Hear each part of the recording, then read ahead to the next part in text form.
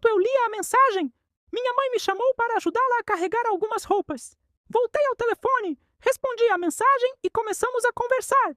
Ela passou a me contar alguns detalhes da sua vida, que já havia sido casada, que tinha filhos e que possuía uma família que a amava muito. Depois, me enviou algumas fotos acompanhadas de acontecimentos e fatos da sua vida. Conversávamos apenas pelo Instagram e somente através da tradução, pois eu não falo português e ela não fala árabe.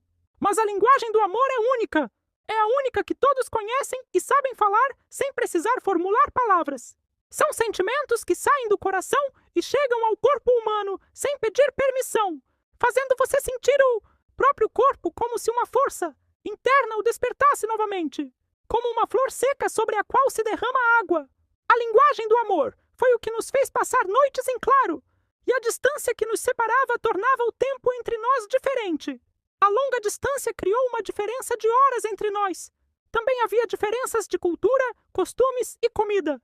Mas nada disso impede a fé de que, quando se ama de verdade, não se deixa que obstáculo algum impeça o abraço do corpo de quem se ama.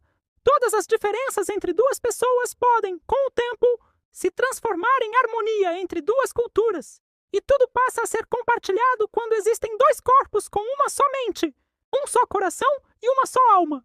Passamos a virar as noites acordados, apesar da diferença de horário, e conversávamos em momentos variados do dia. Aquela depressão psicológica que ocupava meu corpo começou a se afastar lentamente, porque o amor dela passou a habitar uma parte de mim.